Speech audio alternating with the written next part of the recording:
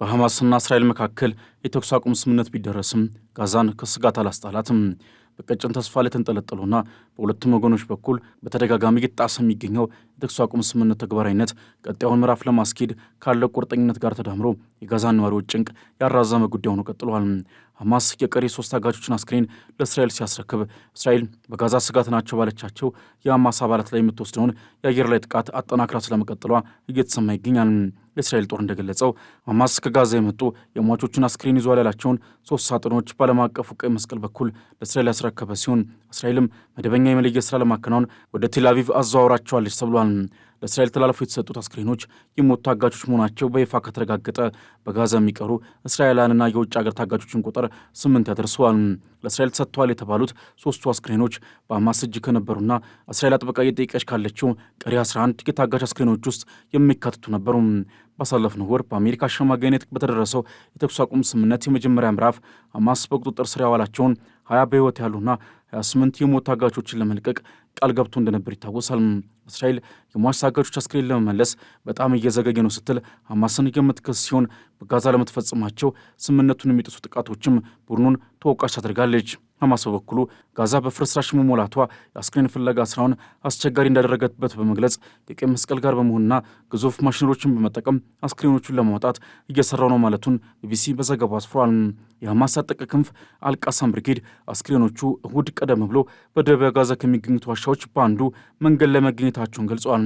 የእስራኤሉ ጠቅላይ ሚኒስትር ቤንያሚን ኔታንያሁም ሁሉንም ታጋቾቻችን ለመመለስ የሚደረገው ጥረት ቀጥሏል ያሉ ሲሆን የመጨረሻው ታጋች እስኪመለስ ድረስ ጥረታችን አይቆምም ስለማለታቸው ሰምተዋል።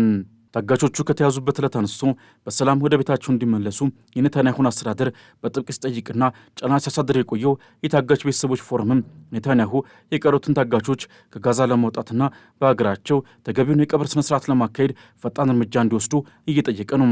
ጠቅላይ ሚኒስትሩ የሞቱን ታጋቾች በሙሉ ወደ እስራኤል ለመመለስ በቆራጥነትና በጽኑ እርምጃ እንዲወስዱም አሳስቧል። የዘመቻ ቡድኑ ከብዙ ለአስጨራሽ ሙከራዎች በኋላ በስተመጨረሻ የተሳካው የጋዛው የተኩስ አቁም ስምምነት በመጀመሪያው ምዕራፍ ላይ በጋዛ የነበሩ ሁሉም በሕይወት የነበሩ የእስራኤል ታጋቾች በፈረንጆቹ አቆጣጠር ጥቅምት 13 በ250 የፍልስጤም እስረኞችና 1718 የሚደርሱ ከጋዛ የመጡ እስረኞችን በመተካት መለቀቃቸው ይታወቃል።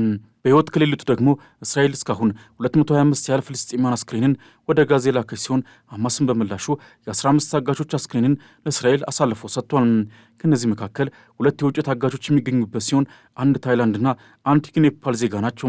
ከትላንት በፊት በጋዛ ውስጥ ከነበሩ 11 በሕይወት የሌሉ ታጋቾች መካከል 9 እስራኤላውያን ሲሆኑ አንዱ ታንዛኒያዊና አንዱ ደግሞ ታይላንዳዊ እንደሆነ የቢቢሲ ዘገባ ያሳያል። አንዱ ታጋች በስተቀር በጋዛ ውስጥ የነበሩና ቀሪው ሁሉም የሞቱ ታጋቾች በጥቅምት 7 2023 በደቡብ እስራኤል በሐማስ በደረሰው ጥቃት ታግተው ከተወሰዱ 251 ግለሰቦች መካከል የሚገኙ ናቸው።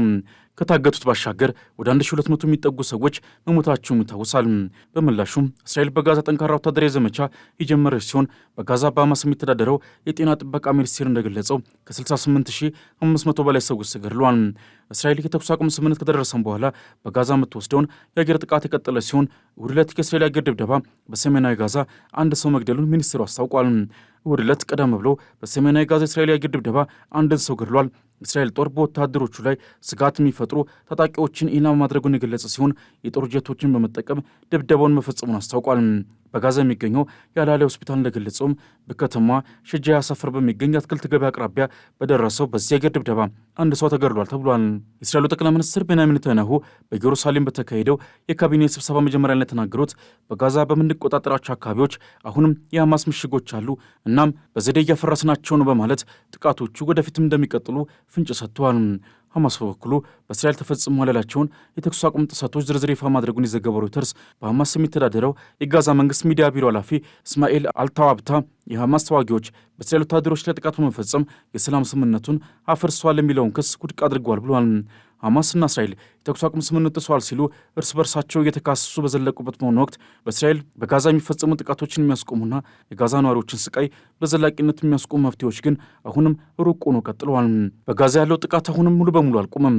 የፍልስጤም የጤና ባለሥልጣናት እንደዘገቡት የእስራኤል ጦር ከሰላም ስምምነቱ በኋላ በጋዛ ላይ ባደረሰው ጥቃት 236 ሰዎችን የገደለ ሲሆን ከእነዚህ ውስጥ ግማሽ ያህሉ ባለፈው ሳምንት በአንድ ቀን ውስጥ እስራኤል በወታደሮቿ ላይ የደረሰው ጥቃት የበቀል እርምጃ ስትወስድ የተገደሉ ናቸው ብሏል።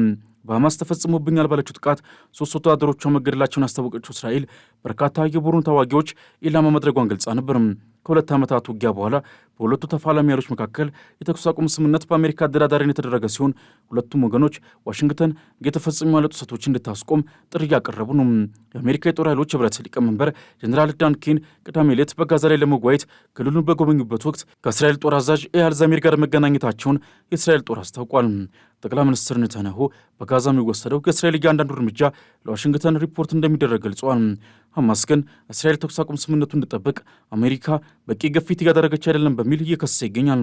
በትራምፕ የሰላም እቅድ ቀጣይ ሂደቶች ላይ እንደተመላከተው የተኩስ አቁም ስምምነቱን ለመቆጣጠርና አካባቢውን ለማረጋጋት ወደ 200 የሚጠጉ የአሜሪካ ወታደሮች በዓለም አቀፍ ደረጃ የታቀደውን ኃይል ለማገዝ በደቡባዊ እስራኤል የጦር ሰፈር ማቋቋማቸው ተሰምተዋል። እስካሁን ድረስ በሚቀጥሉት የስምምነቱ እርምጃዎች ላይ አነስተኛ የተባለ እንኳ መሻሻል አልታይም። እንዲሁም የሐማስን ትጥቅ ማስፈታትና እስራኤል ከጋዛ ለመውጣት የጊዜ ሰሌዳ ማውጣትን ጨምሮ ጉልህ ተግዳሮቶች ቀጥለውበታል ተብሏል። በስምምነቱ ላይ እስራኤል ሀዩም ጋዜጣ ወታደራዊና የመከላከያ ተንታኝ የሆኑት ዮአቭ ሊሞር ተጨማሪ ግጭት የማይቀር ነው ይላሉ። እናም ስምምነቱ እንዳይፈርስ ለማድረግ የአሜሪካን ተሳትፎ ይጠይቃል ሲሉ ለሲኤንኤን ተናግረዋል። ሐማስ ሆኖ ይቀጥላል ያሉት ተንታኙ ግጭት እየጠነከረ ይሄዳልና ጥቃቶችን መፈጸም ይቀጥላል ሲሉ ገልጸዋል። ሐማስ ሀሳቡን ይቀይራል የሚለውን ጉዳይ የሚያምን ማንኛውም ሰው የቀጠናውን እንቅስቃሴ ወይም ተፈጥሮ አይረዳም ሲሉ ተንታኙ ጠቁመዋል። ለዚህም ነው ዋሽንግተን የተኩስ አቁም ስምምነቱን ተግባራዊ ለማድረግ ቀጣዩን ምዕራፍ ማስቀጠል ሐማስን ከስልጣን ለማስወጣት መስራት ያለባት፣ አለበለዚያ ሁኔታው ሊባባስ ይችላል ሲሉ ተንታኙ ጠቅሰዋል። በጋዛ ሐማስ ትጥቅ የመፍታቱ ጉዳይ ያለየለት ጉዳይ ሆኖ ቀጥሏል። ምናልባት የሰላም ስምምነቱ ሊያደናቅፍ ይችላል ተብሎ እየተሰጋ ያለው የሐማስ ትጥቅ የመፍታትን ጉዳይ አስመልክቶ በአውሮፓ የውጭ ግንኙነት የጋዛ ተንታኝ የሆኑት መሐመድ ሻሃድ አስተያየታቸውን ይሰጣሉ። ሐማስ አሁን ባለው ሁኔታ ያለው አደረጃጀት ተበጣጥሷል የሚሉት ተንታኙ ያለው የምግብ መሳሪያ አቅርቦትም የተሟላ አይደለም፣ በሰርጦ ያሉ የሐማስ አባላት የተሟላ ትዕዛዝ የሚሰጣቸው አዛዥ የሌለ በመሆኑና ግንኙነት የሌላቸው በመሆኑ የተኩስ አቁሙን በተመለከተ ስጋት ሊሆኑ እንደሚችልና ከእስራኤል ጦር ጋር ጥቃት ውስጥ ሊገቡ እንደሚችሉ ለሲኤንኤን ተናግረዋል። ጆናታን ፓኒኮፍ የተባለ የፎሬን አፌርስ ጸሐፊ የሐማስን ትጥቅ መፍታቱ ተመለከተ በጋዛ ሐማስን ያላካተተ የሰላም ስምምነት ውጤቱ ዳግም አንዳንድ ግጭቶች እንዲፈጠሩ የሚያደርግ ነው የሚለው ጸሐፊው ሐማስ በጋዛ ባለው አታይና ዓላማ ላይ ትጥቅ የመፍታቱ ጉዳይ ላይሳካ ይችላል ይላል። በጋዛ ቀጣዩ ሰላም ስምምነት ምዕራፍ እንዲሳካ የሰላም አስከባሪ ለማሰማራቱ አስፈላጊ መሆኑን የሚያነሳው ጆናታን፣ ይሁንና የአረብ ሀገራትን ያላካተተ የሰላም አስከባሪ ኃይል ለጋዛ ስጋት ሊሆን እንደሚችልና የእውነት ሰላምን ለማምጣት የቅቡልነት ጥያቄ ሊነሳበት የሚችል መሆኑን ያስረዳል። የሰላም ስምምነቱ አተገባበር እየዘገየ በመጣበት ወቅት በጋዛ ግጭቶች ሊነሱ የሚችሉበት ሁኔታ ከፍተኛ እንደሆነ ስጋቱን የገለጸው ጸሐፊው፣ ለዚህም የሰላም ስምምነቱን በማርቅ ሂደት ላይ ግንባር ቀደም ሚና የተጫወተችው አሜሪካ ስራዋን ቀጥላ መስራት የሚገባት መሆኑን አንስቷል።